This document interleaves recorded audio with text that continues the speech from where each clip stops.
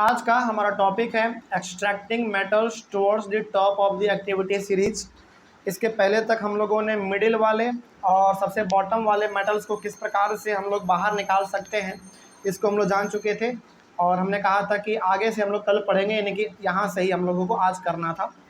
तो बेसिकली इस टॉपिक में हम लोग ये पढ़ेंगे कि रिएक्टिविटी सीरीज में जो सबसे टॉप पे मेटल है, हमारे टॉप पे मेटल, जैसे हमारा जो सबसे रिएक्टिव था सोडियम था, है ना, उसके बाद फिर पोटासियम था, ये सब था। हाँ, पोटासियम पहले है, उसके बाद सोडियम है, ये सब है। तो ये सारे हमारे बहुत ही रिएक्टिव मेटल होते हैं, है ना। तो इसको किस प्रकार से हम लोग प्राप्त करेंगे इसी के बारे में हम लोगों को आज पढ़ना है। देखा जाए इसमें क्या लिखा गया। सबसे पहला पॉइंट तो वही है कि metals which are at top in the activity, यानी कि reactivity series are very reactive. जो मेटल हमारे रिएक्टिविटी सीरीज में सबसे टॉप पे होते हैं वो बहुत ही ज़्यादा रिएक्टिव होता है, यानी कि बाकी सारे मेटल से तो वो रिएक्टिव ही होता है, ठीक है ना। तो बहुत ज़्यादा वो रिएक्टिव होता है, पहला बात। दूसरी बात यहाँ पे लिखी गई है कि these metals are obtained by electrolytic reduction, यानी कि इलेक्ट्रोलाइसिस। मतलब ये हो गया कि इस प्रकार के मेटल को, जो कि हमारे रिएक्टिविटी सीरीज के सबसे टॉप पे पाए जा रहे हैं, उस प्रकार के मेटल को हम लोग बाहर यानी कि प्राप्त करते हैं हीट ना देकर बल्कि इलेक्ट्रिसिटी देकर, ठीक है ना। इस बात को आप ध्यान में रखिएगा कि इलेक्ट्रिसिटी, ये देखो यहाँ पे इलेक्ट्रोलाइटिक रिडक्शन का मतलब है सिंपल सा इलेक्ट्रोलाइसिस, और इलेक्ट्रोलाइसिस का सिंपल सा मतलब है आप उसको इलेक्ट्रिसिटी दे रहे हो, आप उसको बिजली दे रहे हो, तभी जाकर उससे आप एक अच्छा सा मेटल आप प्राप्त कर पाएंगे, ठीक है ना। एग्जाम्पल यहाँ पे हमारा दिया गया है सोडियम का, ये हम लोग बाद में देखेंगे, लेकिन फिलहाल अभी आप यहाँ पे क्या समझ गए। पहली बात तो ये यहाँ पे आप ये समझ गए कि रिएक्टिविटी सीरीज में जो सबसे टॉप में मेटल होंगे वो हमारे बहुत ही रिएक्टिव होंगे, पहली बात। दूसरी बात आपने ये समझा कि इसको प्राप्त करने का तरीका क्या है, इलेक्ट्रोलाइसिस का तरीका है, मतलब कि इसको हम लोग बेसिकली इलेक्ट्रिसिटी देके प्राप्त करते हैं। एग्जाम्पल यहाँ पे दिया गया है, for example sodium, magnesium and calcium are obtained by the electrolysis of their molten chlorides, यानी कि जैसे हमारा रिएक्टिव मेटल कौन कौन सा है रिएक्टिविटी सीरीज में सबसे टॉप पे, जैसे सोडियम है, मैग्नीशियम है, कैल्शियम है, इन सभी को हम लोग प्राप्त करेंगे इसके मोल्टेन क्लोराइड के रूप में। मोल्टेन क्लोराइड का मतलब हो गया कि सोडियम क्लोराइड होना चाहिए, मैग्नीशियम क्लोराइड होना चाहिए, कैल्शियम क्लोराइड होना चाहिए। मतलब कि इसको यदि आप प्राप्त करेंगे तो ये किस फॉर्म में होना चाहिए, अपने क्लोराइड के फॉर्म में होना चाहिए, और वो भी कैसा, लिक्विड होना चाहिए, तभी जाके हम लोग इसको प्राप्त कर पाएंगे। जैसे आपने पिछले वाले क्लास में पढ़ा था ना, सल्फाइड कार्बोनेट के रूप में होना चाहिए हमारा बीच वाला मेटल, तो उसी प्रकार से हमारा टॉप वाला मेटल किस रूप में होना चाहिए, मोल्टेन क्लोराइड, मतलब कि लिक्विड में होना चाहिए प्लस वो क्लोराइड के रूप में होना चाहिए, तभी जाकर हम लोग उसको अच्छी तरीके से प्राप्त कर पाएंगे। तो sodium chloride, magnesium chloride, calcium chloride यदि इस फॉर्म में है तब जाके हम उसको क्लोराइड को अलग करके सोडियम, मैग्नीशियम और कैल्शियम को प्राप्त कर पाएंगे। ओके, चलिए आगे बढ़ते हैं। फिर the metals are deposited at the cathode. Cathode का मतलब आपको मालूम है नेगेटिवली चार्ज इलेक्ट्रोड होता है। अच्छा, यहाँ पे इलेक्ट्रोड क्या है, देखो कई बार आपने एक्टिविटी किया होगा जिसमें हम लोग दो प्रकार के रॉड का इस्तेमाल करते हैं। रॉड का एक हमारा कैथोड होता है, एक हमारा एनोड होता है। कैथोड पे हमारा नेगेटिव चार्ज होता है और एनोड पे हमारा पॉजिटिव चार्ज होता है। तो अब यहाँ पे आप इमेजिन कीजिए कि आपके सामने, इमेजिन करो आप इसमें कि आपके सामने एक टेस्ट ट्यूब है, यानी कि बेसिकली एक बड़ा सा ग्लास है, आप मान लीजिए बीकर, आप समझ लीजिए बड़ा सा ग्लास।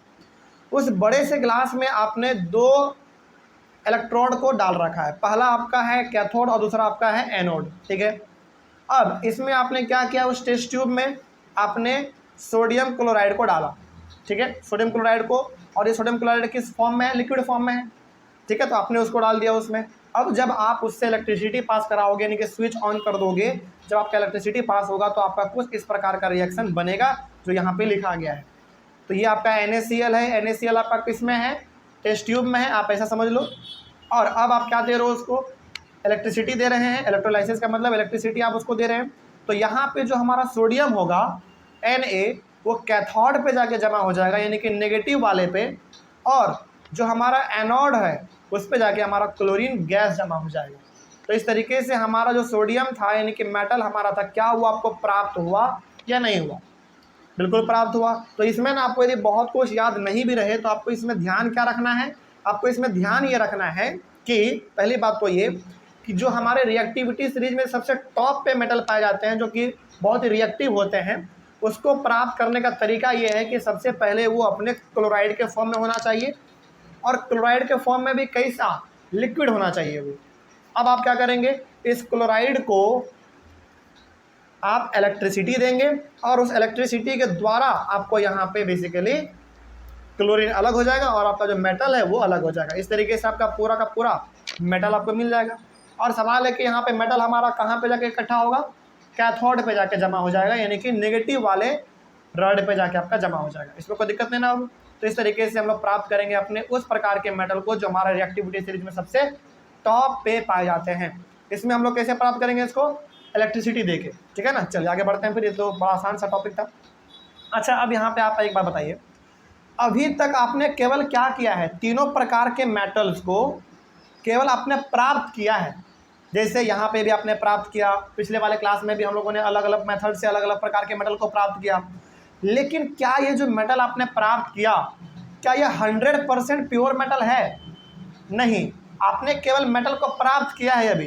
अब आप क्या करोगे, इस मेटल को प्योरीफाई करोगे, यानी कि रिफाइन करोगे। तो वही हमारा अगला टॉपिक होने वाला है, रिफाइनिंग ऑफ मेटल्स। तो अब आपके पास मेटल तो मिल गया, अलग अलग मेथड से आपने निकाल लिया, यानी कि सबसे लो मेटल कैसे निकलेगा, मिडिल वाले मेटल कैसे निकलेंगे, टॉप वाले मेटल हमारे कैसे निकलेंगे, इन सभी के बारे में आपने कंप्लीटली जान लिया। आपको मेटल मिल भी गया, लेकिन क्या ये मेटल कंप्लीटली प्योर है? तो जवाब है प्योर नहीं है। अब इसको आपको प्योरीफाई करना पड़ेगा, यानी कि रिफाइन करना पड़ेगा। अब यहाँ पे हमारा अगला टॉपिक वही है, रिफाइनिंग ऑफ मेटल्स। आखिर किस प्रकार से हम लोग इसको रिफाइन करेंगे, चलिए देखा जाए। वही टॉपिक है हमारा अगला, the metals produced by various reduction processes described above are not very pure. Reduction process का मतलब यहाँ पे क्या है, रिडक्शन प्रोसेस का मतलब यहाँ पे यह है कि आपने अलग अलग मेथड को लगा के अपने मेटल को प्राप्त तो कर लिया, लेकिन जो आपने मेटल को प्राप्त किया वो 100% प्योर नहीं है। उसको अब प्योर करने की ज़रूरत है। कैसे करेंगे आप प्योर, देखिए, they contain impurities which must be removed to obtain pure metals. तो उस मेटल में अभी भी इम्प्योरिटीज मिले हुए हैं, गंदगी मिले हुए हैं, तो उसको अभी भी साफ़ करने की ज़रूरत है, उसको हटाने की ज़रूरत है, तभी जाके आपको प्योर मेटल मिल पाएगा, ठीक है ना। आगे बढ़ते हैं फिर, the most widely used method for refining impure metals is electrolytic refining. हालांकि हमारे पास उस मेथड यानी कि मेटल से प्योर मेटल प्राप्त करने का तरीका हमारे पास बहुत सारे हैं, लेकिन इसमें जो सबसे मशहूर तरीका है वो है आपका इलेक्ट्रोलाइटिक रिफाइनिंग के बारे में। अब ये इलेक्ट्रोलाइटिक रिफाइनिंग क्या है, इसके बारे में देख लीजिए। Electrolytic refining means refining by electrolysis, यानी कि इलेक्ट्रिसिटी। यहाँ पे आप मेटल को जो प्योरीफाई करेंगे 100% मेटल में जो आप इसको कन्वर्ट करेंगे, इसमें भी आपको इलेक्ट्रिसिटी दे कर ही करना है। कोई दिक्कत इसमें? चलिए आगे बढ़ते हैं फिर। तो इस तरीके से हमारा यहाँ पे आपको ये समझना है कि अब जो हम लोग मेटल को प्राप्त कर चुके हैं अलग अलग मेथड से, उस मेटल को प्योरीफाई करने का तरीका हमारे पास इलेक्ट्रोलाइटिक रिफाइनिंग है। इसमें बेसिकली हम लोग अपने मेटल को इलेक्ट्रिसिटी देके प्योर फॉर्म में लाते हैं।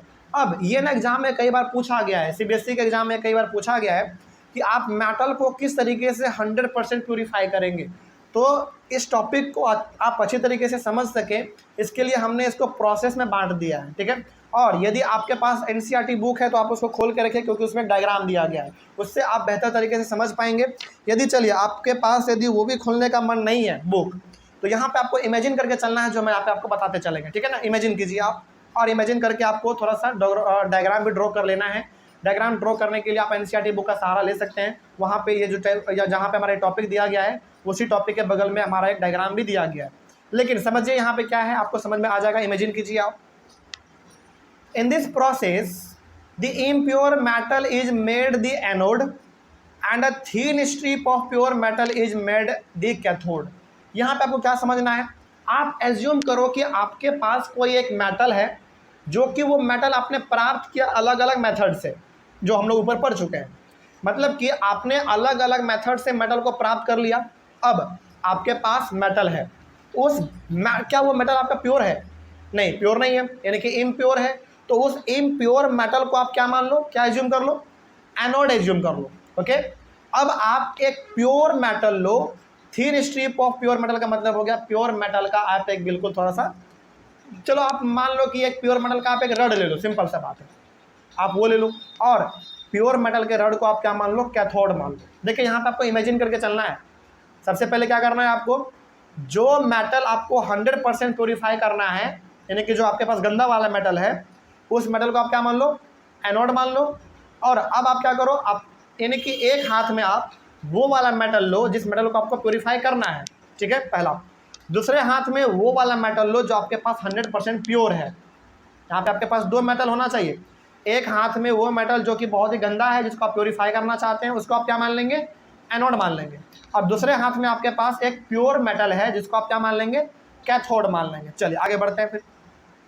अ solution of metal salt is use as an electrolyte. अब यहाँ पे आप क्या करो, यहाँ पे बात कहा गया है मेटल सॉल्ट का, चलो आप इसको छोड़ दो, यहाँ पे आप ये समझो। अब आप क्या करो, किसी भी मेटल का एक सॉल्यूशन आप तैयार कर लो, किसी भी मेटल का आप एक सॉल्यूशन तैयार कर लो, मतलब कि उस मेटल को आप घोल दो बेसिकली पानी के रूप में, और अब उस सॉल्यूशन को आप क्या मान लोगे, इलेक्ट्रोलाइट मान लोगे, ठीक है ना। अब आप क्या करो, इस इलेक्ट्रोलाइट को एक टेस्ट ट्यूब में डालो।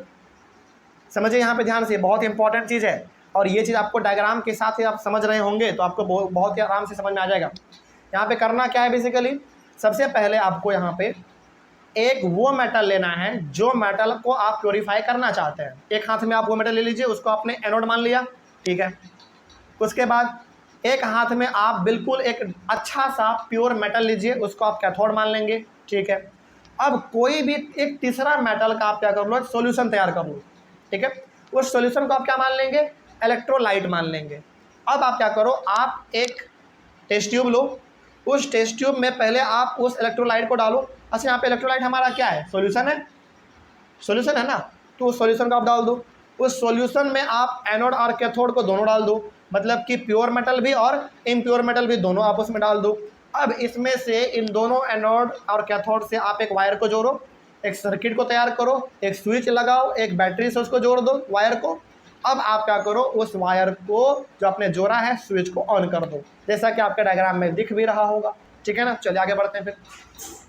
जैसे ही आप स्विच को ऑन करेंगे, on passing the current through the electrolyte, electrolyte का मतलब वही सॉल्यूशन के थ्रू जब आप इलेक्ट्रिसिटी को पास करवाएंगे स्विच को ऑन करके, the pure metal from the anode deposited on the cathode, मतलब कि जैसे ही आप स्विच को ऑन करेंगे वैसे ही जो आपका प्योर मेटल होगा किसमें, एनोड में, वो तुरंत स्विच कर जाएगा किसके तरफ, कैथोड की ओर। अब यहाँ पे आपको डाउट हो गया होगा, चलिए आप इसको एक बार दोबारा समझ लीजिए।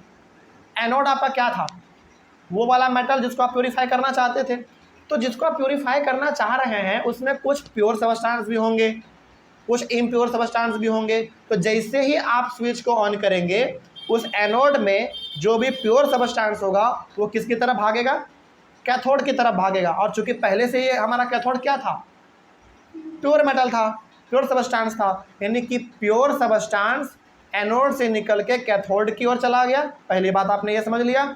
उसके बाद नीचे डी नंबर में लिखा हुआ दी इम्प्योर मेटल यानी कि impurities remains on the anode, और जो गंदा वाला हमारा हिस्सा है एनोड में वो एनोड के पास ही रहेगा, वो कहीं भी मूव नहीं करेगा। आपने ये बात समझ लिया, आगे बढ़ते हैं फिर। The soluble impurities go into the solution. अब जो एनोड में आपका गंदगी उसी में चिपका हुआ है, एनोड में गंदगी, उस गंदगी में से हमारे कुछ गंदगी ऐसे होंगे जो कि सॉल्यूशन में घुलने लायक होगा, जो घुल सकता है आराम से, तो वो सॉल्यूशन में घुल जाएगा। और जो घुलने लायक नहीं होगा, the insoluble impurities settle down at the bottom of the anode and are known as anode mud.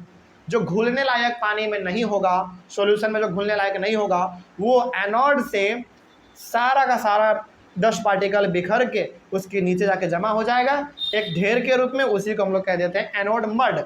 Anode mud, mud का मतलब होता है कीचड़। अच्छा आपने यहाँ पे एनोड मड क्यों कहा, क्योंकि वो कीचड़ किसका है, वो गंदगी किसका है, एनोड का है। कोई दिक्कत है इसमें। तो इस तरीके से आपका क्या हो गया, सारा का सारा प्योर मेटल कैथोड पर जाके जमा हो गया। अब आप उसको अलग कर लो और आपके पास जो नीचे में एनोड मड जमा हुआ है उसको आप अलग कर लो। क्या एनोड मड आपके किसी काम का है, नहीं, वो तो गंदगी है सिंपल सा। आपका काम का क्या है, वो हिस्सा जो कि कैथोड पे जाके चिपक गया है। कोई दिक्कत अब इसमें। चलिए इसको हम थोड़ा सा 1 मिनट के अंदर थोड़ा सा और एक बार रिवाइज करवा देते हैं। समझिए यहाँ पे ध्यान से, आपके बुक में जो डायग्राम दिया गया है ना, वहाँ पे आपका एग्जाम्पल दिया गया है Cu का, कॉपर का एग्जाम्पल वहाँ पे आपका दिया गया है। यहाँ पे आप किसी भी मेटल का एग्जाम्पल ले सकते हैं जिसको आप प्योरीफाई करना चाहते हैं, है ना। चलिए आप इसको एक बार फटाक से समझिए क्या है। यहाँ पे सबसे पहले आपको एक हाथ में वो मेटल लेना है जिसको आप प्योरीफाई करना चाहते हैं, एक हाथ में वो मेटल लेना है जो कि आपका 100% प्योर होगा। ठीक है, जिसको आप प्योरीफाई करना चाहते हैं उसको आप एनोड मान लो, और जो आपका दूसरे हाथ में प्योर मेटल है उसको आप कैथोड मान लो। ठीक है, अब आप किसी एक दूसरे मेटल का सॉल्यूशन तैयार करो, उसको आप क्या मानोगे, इलेक्ट्रोलाइट मानोगे। अब आप एक टेस्ट ट्यूब लोगे, टेस्ट ट्यूब में आप उस सॉल्यूशन यानी कि इलेक्ट्रोलाइट को डालो, उसके बाद आप उस दोनों एनोड और कैथोड को डालो, एनोड और कैथोड के ऊपर आप वायर को जोड़ो, उस वायर को आप बैटरी से जोड़ो और उसके बीच में आप एक स्विच को लगा दो। अब आप क्या करो, स्विच को ऑन करो। जैसे ही आप स्विच ऑन करेंगे एनोड में जितना भी प्योर सबस्टांस होगा वो जाके कैथोड के साथ चिपक जाएगा, और जो हमारा गंदगी बचा एनोड में वो एनोड में ही चिपका हुआ रहेगा। अब जो गंदगी पानी में यानी कि वो जो सॉल्यूशन था हमारा इलेक्ट्रोलाइट उसमें जो घुलने लायक होगा वो गंदगी उसमें घुल जाएगा, और जो घुलने लायक नहीं होगा, जो सोल्यूबल नहीं होगा, वो एनोड के नीचे जाके जमा हो जाएगा, और उसी को हम लोग कह देते हैं एनोड मड। तो ये प्रोसेस बेसिकली हमने यहाँ पे इतने गहराई से आपको इसलिए बताया क्योंकि कई बार CBSE ये प्रोसेस पूछा है एग्जाम में, आपको बताना पड़ेगा। तो ये पांचों का पांचों प्रोसेस आप लिख दीजिएगा, और बगल में जो आपका बुक में डायग्राम बना हुआ है उस डायग्राम को यदि आप बना देते हैं बगल में, तब तो फिर सोने पे सुहागा हो जाएगा, पूरा नंबर आपको मिल जाएगा, इसमें कोई दिक्कत नहीं ना। तो इस तरीके से जो आपको पूरा का पूरा प्योर मेटल मिला जो कि कैथोड के ऊपर जाके जमा हो गया था, वो 100% अब आपका प्योर मेटल होगा। आपको दिक्कत इस टॉपिक में? तो इस तरीके से हमारा रिफाइनिंग ऑफ मेटल्स भी कंप्लीट हुआ। तो रिफाइनिंग ऑफ मेटल्स में बेसिकली आपने ये समझा कि मेटल को हम लोग 100% रिफाइन कैसे करते हैं, 100% प्योरीफाई कैसे करते हैं। चलिए, इसमें कोई दिक्कत नहीं है। तो हम लोग अपने अगले वाले क्लास से डिस्कस करते हैं एक लास्ट टॉपिक हमारे चैप्टर का, कोरोजन। ठीक है ना, चलिए मिलते हैं फिर हम लोग अपने अगले वाले क्लास में। Thank you very much.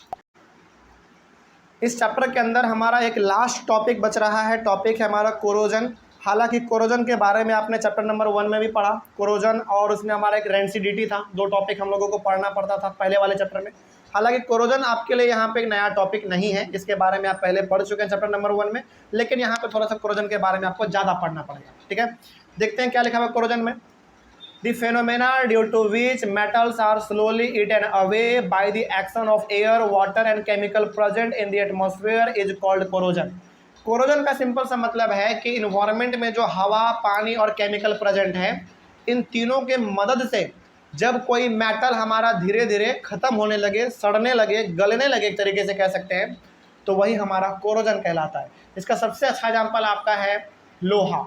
यानी कि अच्छा, आपने कई बार गौर किया होगा कि हमारे घर का जो दरवाज़ा होता है खास करके, वो यदि हमारा पेंट नहीं किया रहता है तो आराम से उस पर धूप, हवा, पानी, केमिकल वेमिकल मिलता रहता है अपने आप, तो उसके ऊपर जंग लग जाता है।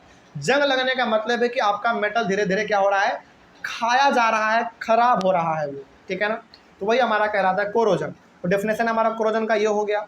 आगे बढ़ते हैं फिर। यहाँ पे एग्जाम्पल दिया गया जैसे silver articles become black after some time. जो भी हमारे आर्टिकल, जो भी सामान सिल्वर के बने होते हैं ना, वो उसको यदि आप खुले इन्वायरमेंट में कुछ दिन के लिए रख देंगे तो आप देखेंगे कि वो हमारा ना ब्लैक हो जाता है। क्यों ब्लैक हुआ? After some time expose to air, because it reacts with sulphur in the air to form a coating of silver sulphide. देखिए, कोई भी आर्टिकल, कोई भी सामान, कोई भी वस्तु, कोई भी सबस्टांस यदि सिल्वर का बना हुआ है, यदि आप उसको खुले इन्वायरमेंट में कुछ दिन के लिए रख देते हैं तो कुछ दिन के बाद आप देखेंगे कि वो धीरे धीरे काला पड़ने लगता है। काला पड़ने का मतलब यहाँ पे ये है कि वो सिल्वर का ऑब्जेक्ट क्या कर गया, इन्वायरमेंट में जो सल्फर प्रेजेंट है उसके साथ वो रिएक्ट किया और उसके ऊपर एक कोटिंग यानी कि एक परत जमा हो गया सिल्वर सल्फाइड का। इसके वजह से ही वो हमारा धीरे धीरे काला होने लगता है, और ये सल्फर हमारा इन्वायरमेंट में ऐसे भटकता रह रहा है गैस के रूप में। कोई दिक्कत इसमें? चलिए आगे बढ़ते हैं फिर। उसके बाद है हमारा कॉपर आर्टिकल के बारे में। Copper articles become green. जो हमारा कॉपर का बना हुआ रहता है सामान, वो हमारा यदि लगातार उसको कुछ दिनों तक बाहर में इन्वायरमेंट में छोड़ दिया जाए ऐसे ही खाली, तो कॉपर के आर्टिकल को आप देखेंगे कि वो धीरे धीरे ग्रीन कलर का होने लगता है। क्यों होने लगता है? Because it reacts with carbon dioxide in the air to form a coating of copper sulphate. क्यों? क्योंकि हमारे इन्वायरमेंट में कार्बन डाइऑक्साइड प्रेजेंट है, वो कॉपर का आर्टिकल हमारा कार्बन डाइऑक्साइड के साथ रिएक्ट करेगा और उसके ऊपर एक कोटिंग लगा देगा, एक लेयर जमा हो जाएगा कॉपर सल्फेट का, जो कि देखने में किस कलर का होगा, ग्रीन कलर का होगा, इसीलिए आपको वो सामान ग्रीन दिखने लगता है। ये हमारा दूसरा एग्जाम्पल हो गया। तीसरा एग्जाम्पल हमारा फिर आयरन का है। Iron articles become brown. Iron article, iron का कोई भी यानी कि लोहा का कोई सामान हो तो उसको आप कुछ दिन बाहर में रखिए तो आप देखेंगे कि वो धीरे धीरे ब्राउन होने लगता है कलर में, वो भी डार्क ब्राउन होने लगता है ना। क्यों? when exposed to air, because it reacts with air and water in the atmosphere। क्यों हो रहा है? क्योंकि इन्वायरमेंट में जो हवा और पानी प्रेजेंट है उससे वो डेली रिएक्ट कर रहा है और इसके वजह से ही वो धीरे धीरे ब्राउन होने लगता है, यानी कि धीरे धीरे वो खराब होने लगता है बेसिकली। ठीक है ना। चलिए अब हमारा है यहाँ पे, अच्छा बहुत सारे बच्चे ना ये समझते हैं कि रस्टिंग और कोरोजन एक ही चीज़ है, नहीं, दोनों अलग अलग चीज़ है। हाँ, यहाँ पे ये बात बहुत जरूर आप याद रखिएगा कि रस्टिंग जो है ना कोरोजन का ही एक छोटा सा पार्ट है। तो रस्टिंग का मतलब क्या लिखा हुआ है? Corrosion of iron is called rusting. मतलब कि यदि आयरन पे जंग लगना शुरू हो जाए, खास करके आयरन पे, तो हम लोग उसको रस्टिंग कहते हैं। लेकिन यहाँ पे बहुत सारे बच्चे कंफ्यूज हो जाते हैं कि सर कोरोजन और रस्टिंग का एक ही चीज़ है। नहीं, कोरोजन का सिंपल सा मतलब है किसी भी मेटल को जब धीरे धीरे खराब होना शुरू हो जाए, यानी कि कोरोजन का मतलब है किसी भी मेटल पे हवा, पानी, केमिकल का पड़ना और धीरे धीरे यदि वो खराब हो रहा है तो ये हमारा कोरोजन कहलाएगा। लेकिन इसमें पार्टिकुलरली केवल आयरन में ऐसा हो रहा है, यानी कि आयरन में जंग लग रहा है, तो ये हमारा केवल आयरन के ऊपर कहलाएगा रस्टिंग। कोई दिक्कत इसमें? तो वही हमने लिखा था, corrosion of iron is called rusting. तो जब केवल जंग किस पे लगे, आयरन पे लगे, तो वही हमारा रस्टिंग कहलाता है। तो यहाँ से आप ये भी समझ गए कि रस्टिंग भी हमारा एक छोटा सा पार्ट है किसका, कोरोजन का। कोई दिक्कत नहीं ना इसमें। चलिए आगे बढ़ते हैं फिर। तो ये हमारा कोरोजन का टॉपिक हो गया। अच्छा, लेकिन यहाँ पे सवाल है कि कोरोजन को हम लोग कैसे रोक सकते हैं, है ना। अच्छा, यहाँ पे सवाल ऐसे भी आएगा कि रस्टिंग को कैसे रोकेंगे या फिर कोरोजन को कैसे रोकेंगे। दोनों के लिए आंसर आप सेम लिखिएगा। आप बगल में वहाँ पे लिख भी लीजिए नोट्स में, प्रिवेंशन ऑफ कोरोजन है, अब स्लैश दे के लिख लीजिए प्रिवेंशन ऑफ रस्टिंग। दोनों में हमारा मेथड सेम लागू होता है, ठीक है ना। रस्टिंग बोले या फिर कोरोजन बोले, दोनों को रोकने का तरीका हमारा सेम होगा। हालांकि रस्टिंग अलग है, कोरोजन अलग है, याद रखिएगा इस बात को, लेकिन तरीका दोनों को रोकने का एक ही होता है। तो बगल में आप रस्टिंग भी लिख लीजिए, क्योंकि दोनों के बारे में पूछे तो दोनों में प्रोसेस आप सेम लिखिएगा। ओके, देखा जाए कैसे हम लोग कोरोजन को रोक सकते हैं, कैसे रस्टिंग को रोक सकते हैं। दोनों में मेथड सेम होगा, मेथड दोनों में सेम है, कहीं पे कोई भेदभाव नहीं है। पढ़ते हैं। सबसे पहला तरीका है corrosion can be prevented by painting. इसमें और क्या लिखा जा सकता है, rusting can be prevented by painting. तो रस्टिंग कोरोजन दोनों हमारा साथ साथ चलता रहेगा। कोरोजन को सबसे पहला तरीका यहाँ पे रोकने का है पेंटिंग करके। मतलब कि यदि आप चाहते हैं कि कोई सामान हमारा है जिस पे जंग ना लगे, उसके ऊपर आप क्या कर दो, पेंटिंग कर दो। अच्छा, पेंटिंग का मतलब, पेंटिंग करता क्या है? पेंटिंग करता ये है ना कि उस सामान को इन्वायरमेंट के कॉन्टेक्ट से बचा देता है, यानी कि उसके ऊपर एक आर्टिकल चढ़ा देता है, आर्टिकल नहीं सॉरी कोटिंग चढ़ा देता है। तो वो क्या कोटिंग क्या करता है, अंदर के सामान को इन्वायरमेंट से बचा के रखता है। कोई दिक्कत इसमें? चलिए, इस तरीके से हम लोग क्या करेंगे, यदि पेंट कर देते हैं अपने सामानों को तो उसमें जंग लगना थोड़ा सा कम हो जाता है। ठीक है, कम नहीं बल्कि बहुत कम हो जाता है। वही यहाँ पे लिखा हुआ है कि when a coat of paint is applied to the surface of an object then air and water cannot come in contact with the object. तो यदि हम लोग किसी ऑब्जेक्ट पे पेंटिंग कर देते हैं तो हमारा उस पर एक कोटिंग जमा हो जाता है, एक लेयर जमा हो जाता है। जो लेयर करता क्या है, बाहर में जो हवा पानी है उसको अंदर वाले आर्टिकल जिस पे आपने पेंट चढ़ाया है उस अंदर वाले आर्टिकल से वो हवा पानी मिल नहीं पाता है, कॉन्टेक्ट में आ नहीं पाता, जिसके वजह से इसमें जंग भी नहीं लगता है। इससे क्या होगा, hence no corrosion takes place. इससे कोरोजन जरा सा भी टेक्स प्लेस नहीं होगा, यानी कि जंग नहीं लगेगा। तो पहला तरीका क्या होगा कोरोजन को रोकने का, पेंटिंग। दूसरा तरीका क्या है, corrosion can be prevented by applying grease और ऑयल। ग्रीस या फिर ऑयल, इसका भी यदि आप इस्तेमाल कर देते हैं अपने आर्टिकल के ऊपर तो इससे भी जंग लगने का संभावना बहुत ही घट जाता है। ठीक है ना। देखा जाए इसमें क्या लिखा गया है, when some grease or oil is applied to the surface of an object then air and water cannot come in contact with the object। देखिए, जिस तरीके से हमारा पेंट बिहेव करता है ना उसी तरीके से हमारा ऑयल और ग्रीस भी बिहेव करता है। यानी कि ये भी क्या करता है कि लेयर ऊपर चढ़ा देता है और ये लेयर इन्वायरमेंट में जो हवा पानी प्रेजेंट है उस आर्टिकल से मिलने उसको नहीं देता है। अब जब मिलेगा ही नहीं तो क्या जंग लगेगा, नहीं लगेगा। तो hence no corrosion takes place. अच्छा, यहाँ पे सवाल है कि सर ज़्यादा दिन तक पेंटिंग टिकेगा या ऑयल या ग्रीस टिकेगा? जवाब है पेंटिंग टिकेगा, क्योंकि ग्रीस और ऑयल कितना दिन टिकेगा? नहीं टिकता ये ज़्यादा दिन। तो ज़्यादा दिन क्या टिकता है? पेंटिंग टिकता है। इसीलिए आप देखते होंगे कि हर इंसान अपने आर्टिकल के ऊपर ग्रीस और ऑयल लगाने से ज़्यादा प्रीफर क्या करता है? पेंटिंग लगाना ज़्यादा प्रेफर करता है। कोई दिक्कत इसमें? चलिए, तीसरा तरीका है गैल्वेनाइजेशन से, यानी कि corrosion can be prevented bye galvanisation. अब ये गैल्वेनाइजेशन क्या होता है? देखिए, गैल्वेनाइजेशन का पहले डेफिनेशन आप देख लीजिए, बगल में लिखा हुआ है, the process of depositing a thin layer of zinc metal on an object is called galvanisation. मतलब कि यदि हम लोग किसी ऑब्जेक्ट के ऊपर जिंक का एक लेयर जमा कर देते हैं पेंटिंग के रूप में, तो वही हमारा गैल्वेनाइजेशन कहलाता है। जैसे मान लीजिए कि मेरे पास क्या है ना, चलो आप सपोज करो कि मेरे घर का जो दरवाज़ा है वो लोहा का है, ठीक है। चूँकि लोहा भी हमारा क्या होता है? एक आयरन है, सॉरी आयरन हमारा क्या एक मेटल है। उस मेटल के ऊपर यानी कि लोहा के ऊपर हम दूसरे मेटल का एक लेयर जमा कर दे रहे हैं। वो हमारा मेटल कौन सा है? जिंक है। तो जब हम लोग अपने एक मेटल को बचाने के लिए जिंक मेटल का उसके ऊपर एक लेयर चढ़ा देते हैं, वही हमारा कहलाता है प्रोसेस गैल्वेनाइजेशन। तो गैल्वेनाइजेशन का मतलब क्या हो गया? ये हो गया कि जब आप एक मेटल के ऊपर जिंक मेटल का लेयर चढ़ा देते हैं जंग से उसको बचाने के लिए, यही प्रोसेस हमारा कहलाता है गैल्वेनाइजेशन। अच्छा, गैल्वेनाइजेशन में ना कभी कभी सवाल ऐसा भी पूछता है कि गैल्वेनाइजेशन में आप कौन से मेटल का इस्तेमाल करते हैं? तो जिंक मेटल का इस्तेमाल करेंगे इसमें, ठीक है ना। आगे बढ़ते हैं फिर। Galvanisation is done by dipping an object in molten zinc metal. अच्छा, सवाल है कि किसी भी ऑब्जेक्ट के ऊपर हम लोग गैल्वेनाइजेशन कैसे करते हैं? देखिए, करते कैसे ना, बड़ा सिंपल है। आप क्या करो, बाल्टी में पहले आप जिंक मेटल को घोल दो। यहाँ पे मोल्टेन जिंक है, मोल्टेन जिंक का मतलब थोड़ा सा लिक्विड वाला आपका जिंक होना चाहिए। जैसे हम लोग क्या करते हैं, घर को पेंटिंग करते हैं ना, उसी प्रकार से पहले आप बाल्टी में जिंक मेटल को घोल दो, और जिस मेटल को आप बचाना चाहते हैं जंग लगने से, उस मेटल को उसमें डाल के बाहर निकाल दो। इससे क्या होगा? उसके ऊपर जिंक का एक लेयर चढ़ जाएगा, जिसके वजह से hence no corrosion takes place. इससे हमारा कोरोजन टेक्स प्लेस नहीं होगा। तो जिंक मेटल भी बेसिकली करता क्या है? एक लेयर ही चढ़ाने का काम करता है। ये कोई दिक्कत इसमें? तो ये हमारा हो गया गैल्वेनाइजेशन। तो गैल्वेनाइजेशन से भी हम लोग जंग लगने से बचा सकते हैं। आगे बढ़ते हैं, डी नंबर में क्या है देखा जाए। Corrosion can be prevented bye tin plating and chromium plating.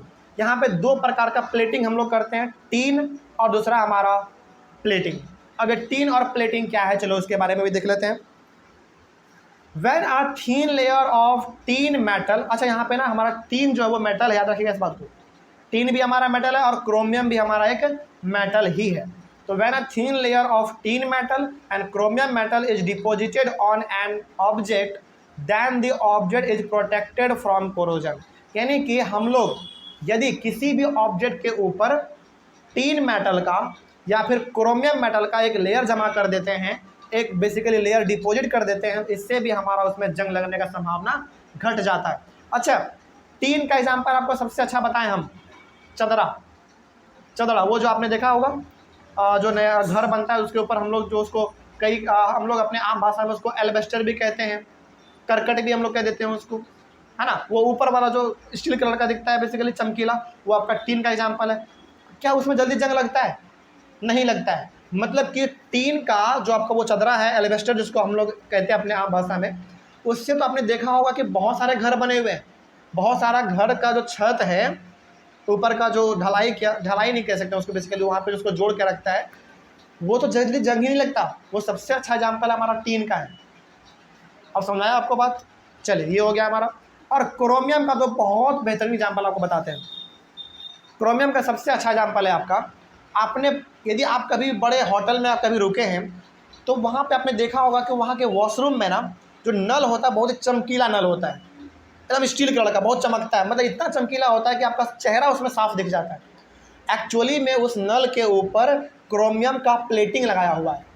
उसको आप उखाड़ेंगे ना तो नीचे में आपको बिल्कुल एक आयरन का नल मिलेगा, जो कि आम नल होता है। तो वो नल बिल्कुल साधारण सा होता है, लेकिन उसके ऊपर क्रोमियम का प्लेटिंग करके उसको चमकदार बना देता है। और ये नल में ही नहीं बल्कि अब तो घर के अलग अलग डेकोरेटिव मटेरियल में भी ये चीज़ आने लगा है। आपने चीज़ बहुत देखा होगा ये चीज़, है ना। जैसे अब तो बहुत सारे चम्मच भी ऐसे आने लगे हैं, चम्मच इतना चमकीला होता है ना, उसमें आपका चेहरा दिख जाता है। वो क्रोमियम प्लेटिंग का ही बहुत अच्छा एग्जाम्पल है, ठीक है ना। तो इस तरीके से हम लोग क्रोमियम का और टीन का प्लेटिंग करके मेटल को जंग लगने से बचा सकते हैं। तो hence no corrosion takes place. यदि आप ऐसा करते हैं तो कोरोजन टेक्स प्लेस नहीं होगा, जंग नहीं लगेगा। कोई दिक्कत इसमें?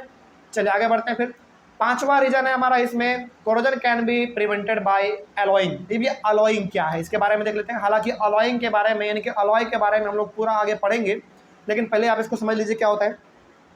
Alloying is a very good method of improving the properties of a metal. यानी कि यदि किसी भी मेटल के प्रॉपर्टी को बढ़ाना है या फिर किसी भी मेटल को जंग लगाने से बचाना है तो आप अलॉइंग कर सकते हैं। अब ये अलॉइंग है क्या? यदि आप ऐसा करते हैं तो आपका जंग लगने का संभावना घट जाता है, आपका सामान प्रोटेक्टेड रहता है। अब ये पहले आप समझो कि अलॉय क्या होता है, उसके बाद आपको समझ में आ जाएगा कि आखिर ये अलॉइंग क्या होता है। देखिए सिंपल से आप यहाँ पे समझिए अलॉय क्या होता है।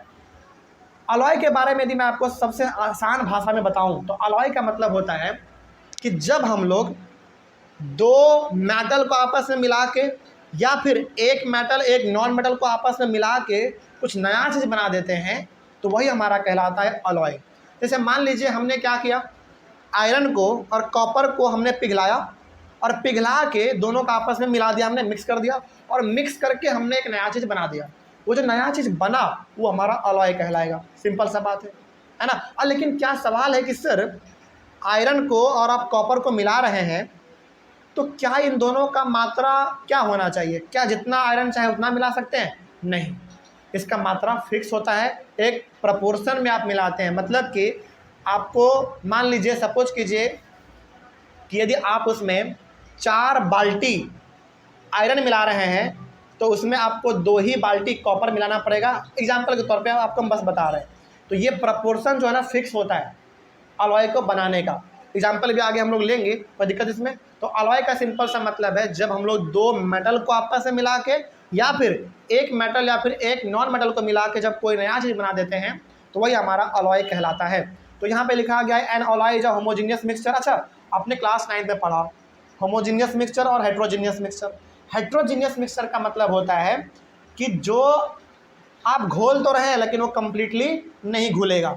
लेकिन होमोजीनियस मिक्सचर में आपने क्या पढ़ा कि आप जो घोल रहे हैं पानी में वो आराम से घुल जाएगा। अच्छा, होमोजीनियस मिक्सचर का सबसे अच्छा example sugar solution, salt solution. तो हमारा अलॉय जो होता है बेसिकली एक होमोजीनियस मिक्सचर है, यानी कि आप यदि इसमें 2 मेटल को आपस में मिलाते हैं तो कंप्लीटली मिल जाता है, कंप्लीटली एक दूसरे में वो घुल जाता है, ठीक है ना। तो वही इसमें लिखा गया था कि N alloy is a homogeneous mixture of 2 और मोर मेटल्स और a metal and a non metal. वही बात है हमने जो कहा कि हमारा अलॉय जो बनेगा, पहला बात तो वो 2 मेटल को आपस में आप मिला दो। क्या हमेशा 2 ही मेटल को मिला सकते हैं? नहीं, ज़्यादा भी आप मिला सकते हैं लेकिन एक फिक्स्ड प्रपोर्शन में।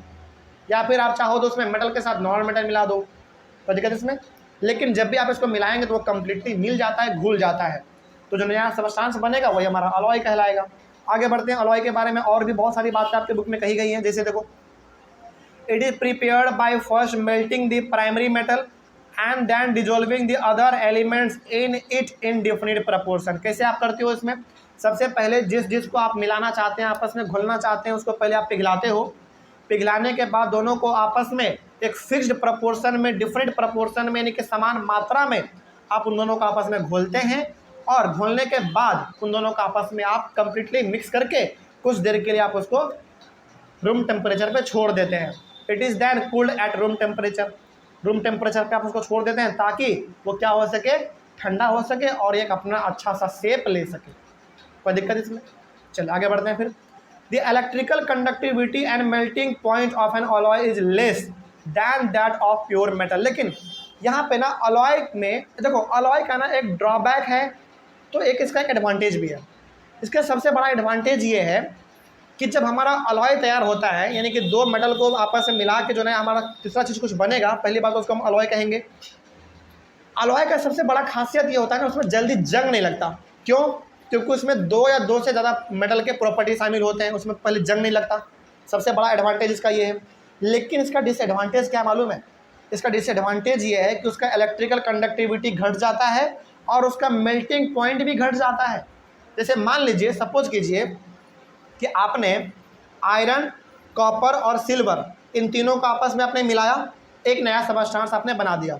वो जो नया सबस्टांस बना है वो इतना पावरफुल है कि उसको आप हवा पानी कहीं भी रखो उसमें जंग जल्दी नहीं लगेगा। लेकिन वो जो हमारा सामान बना है, अलॉय जो बना है इन तीनों के मिलाने से, उसका सबसे खराब बात क्या है मालूम है?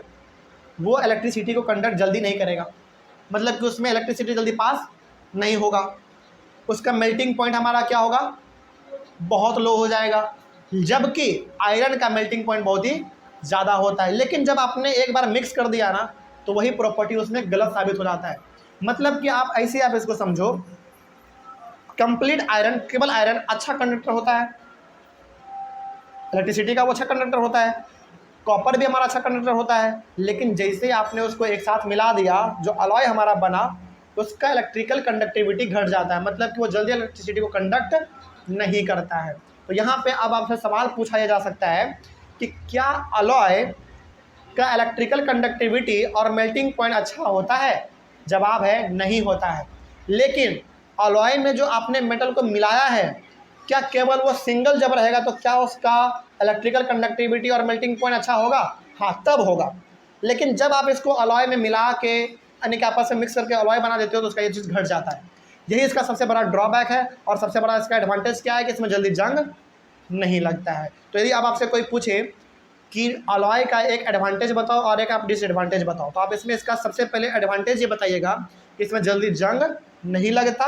लेकिन इसका डिसएडवांटेज क्या है? इसका इलेक्ट्रिकल कंडक्टिविटी घट जाता है, मतलब कि इलेक्ट्रिसिटी जल्दी कंडक्ट नहीं कर पाता, और मेल्टिंग पॉइंट इसका कम हो जाता है, मतलब कि थोड़ा सा आप इसको हीट देंगे तो आराम से मेल्ट हो जाएगा। ऐसा होता है ये हमारा। कोई दिक्कत? आगे बढ़ते हैं। इसका एग्जाम्पल भी हमारा यहाँ पे दिया गया, जैसे for example brass is an alloy of copper and zinc. Brass जो है ना एक अलॉय है, किसके द्वारा बनाया गया? कॉपर और जिंक को मिला के बनाया गया। यानी कि कॉपर और जिंक को एक डिफरेंट प्रपोर्शन में, एक समान मात्रा में मिलाया गया, मिक्स किया गया, और ठंडा कर देने के बाद जो हमारे पास रिजल्ट बन के तैयार हुआ वो हमारा ब्रास निकला। तो ब्रास हमारा क्या हो गया? एक अलॉय हो गया। लेकिन इस अलॉय को बनाने में कौन कौन ने साथ दिया? कॉपर और जिंक ने साथ दिया। उसी प्रकार से bronze is an alloy of copper and tin are not good conductors of electricity. देखिए यहाँ पे आपका जो ब्रास तैयार हुआ आपका कॉपर और जिंक से तैयार हुआ, जबकि कॉपर हमारा क्या है? बहुत अच्छा कंडक्टर है इलेक्ट्रिसिटी का, ठीक है। लेकिन जैसे आपने इन दोनों को मिला के ब्रास बनाया, ब्रास का इलेक्ट्रिकल कंडक्टिविटी घट गया। उसी प्रकार से ब्रॉन्ज को आपने किससे बनाया? कॉपर और टीन से मिला के बनाया, जबकि कॉपर और टीन दोनों हमारा इलेक्ट्रिकल कंडक्टिविटी का अच्छा कंडक्टर है, वो इलेक्ट्रिसिटी पास करता है। लेकिन ब्रॉन्ज जो आपने बना दिया, इसको मिला के जो हमारा अलॉय तैयार हुआ ब्रॉन्ज, क्या वो भी इलेक्ट्रिकल कंडक्टिविटी को शो करेगा? नहीं करेगा। तो यहाँ पे जो हमारा अलॉय बनता है उसमें इलेक्ट्रिकल कंडक्टिविटी घट जाता है। लेकिन अलॉय में जो अलॉय को बनाने में जो हमारे मेटल ने पार्टिसिपेट किया, उसको यदि हम लोग सेपरेट रूप में देखें तो वो हमारा अच्छा कंडक्टर इलेक्ट्रिसिटी का होता है। तो दिक्कत इसमें, चलो यही था इसका ड्रॉबैक। और इसका सबसे बड़ा एडवांटेज तो ये है कि इसमें जल्दी जंग नहीं लगता है। बट कॉपर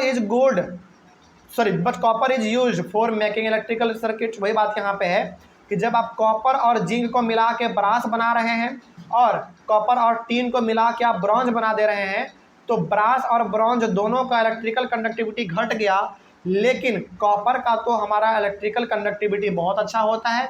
लेकिन ये अच्छा क्यों है? क्योंकि ये सेपरेट है, अलग आप इस्तेमाल कर रहे हैं तभी। लेकिन जैसे इसका इस्तेमाल करके आप अलॉय बना देंगे, वैसे ही अलॉय का इलेक्ट्रिकल कंडक्टिविटी घट जाएगा। कोई दिक्कत इसमें? आगे similarly solder is an alloy of lead and tin which has a low melting point. उसी प्रकार से हमारा जो सोल्डर है वो भी एक अलॉय है। किसके थ्रू बनता है हमारा सोल्डर? लीड और टीन के थ्रू हमारा सोल्डर बनता है, जिसका मेल्टिंग पॉइंट हमारा बहुत ही लो होता है। लेकिन जबकि आप सेपरेट अलग करके देखेंगे लीड और टीन का, तो इन दोनों का मेल्टिंग पॉइंट थोड़ा सा हाई होता है। लेकिन जैसे आपने इसको अलॉय में कन्वर्ट कर दिया, वैसे इसका मेल्टिंग पॉइंट भी घट गया। अच्छा, यहाँ पे ना सोल्डर का एग्जाम्पल भी दिया गया है। Solder is use for welding electrical wires together. अच्छा, आपने कभी वो देखा है जब हमारे घर में कोई चीज़ टूट फूट जाता है तो हम लोग क्या कहते हैं? इसका सोल्डिंग करवा लो। सोल्डिंग का मतलब क्या होता है, उसको बेसिकली वहाँ पे ना उसका इस्तेमाल करके हम लोग आपस में उसको जोड़ने का काम करते हैं, तो वही हमारा सोल्डिंग है। सोल्डर से हमारा वर्ड आ गया है सोल्डिंग। कोई दिक्कत इसमें? तो जब आपस में वायर को जोड़ना हो या फिर किसी दो लोहे को आपस में जोड़ना होता है तो हम लोग सोल्डर का इस्तेमाल करते हैं और उसको आपस में हम लोग जोड़ देते हैं। कोई दिक्कत नहीं ना इसमें? तो ये हो गया हमारा अलॉय के बारे में। तो अब यहाँ पे आपको समझ में आ गया अलॉइंग क्या होता है। अलॉइंग का सिंपल सा मतलब है कि आप दो या दो से ज़्यादा मेटल को मिला के या फिर एक मेटल या फिर एक नॉन मेटल को मिला के आप जो एक नया सबस्टेंस बनाते हो वो हमारा अलॉय कहलाता है। और वो सबसे अच्छा खूबी है कि उसमें जल्दी जंग नहीं लगता है, लेकिन उसका ड्रॉबैक ये है कि उसका इलेक्ट्रिकल कंडक्टिविटी और मेल्टिंग पॉइंट थोड़ा सा लो हो जाता है। किसका? अलॉय का। अब तो इसमें कोई डाउट नहीं होना चाहिए। और यहीं पे इसी क्लास के साथ और इसी टॉपिक के साथ हमारा ये चैप्टर कंप्लीटली खत्म होता है। इस चैप्टर में कहीं पे कोई डाउट रहा आप लोगों को? चलिए, कोई डाउट नहीं रहा तो हम लोग अपने चैप्टर को ख़त्म करेंगे। तो बहुत ही अच्छा चैप्टर था, थोड़ा सा लंबा भी था। तो ऑनलाइन वाले बच्चे, आप लोगों के चैप्टर में कहीं पर भी कोई डाउट रहा होगा तो आप लोग एक बार कमेंट कर लीजिएगा, आपके कमेंट का जवाब दिया जाएगा। हम लोग मिलेंगे अपने अगले वाले क्लास में एक नए चैप्टर के साथ और एक नई शुरुआत के साथ। तब तक के लिए आप रिवाइज कीजिए। चूँकि हाँ, एक बात याद रखिएगा, ये चैप्टर थोड़ा सा कॉन्सेप्चुअल है, इसमें बहुत सारी बातें, इसमें से ना MCQ बहुत आते हैं, इस बात को आप ध्यान में रखें, क्योंकि MCQ वाला ही ये चैप्टर है पूरा, है ना। क्योंकि कई बार एक्सेप्शन है इसमें, कई बार इसमें आपका अलग अलग प्रकार का अलॉय के बारे में बात हुआ, रिएक्शन के बारे में बात हुआ, कौन किसके साथ रिएक्ट करेगा, कब करेगा, कैसे करेगा, कौन से मेटल को कैसे प्योरीफाई करेंगे, रिफाइनिंग कैसे करेंगे, सारा कुछ इसमें आप लोगों ने पढ़ लिया। तो ये चैप्टर थोड़ा सा कन्फ्यूजिंग है, कॉन्सेप्चुअल भी है, तो इसको आप बार बार रिवाइज करते रहिएगा और ज़्यादा नहीं, 4-5 बार आप इसको आराम से पढ़ लीजिएगा ना, तो ये आपका चैप्टर आपके कमांड में आ जाएगा। ठीक है ना। चलिए, तो हम लोग इस क्लास को कवर करते हैं। मिलेंगे हम लोग अपने अगले वाले क्लास में एक नए चैप्टर के साथ। तब तक के लिए thank you very much and have a nice day.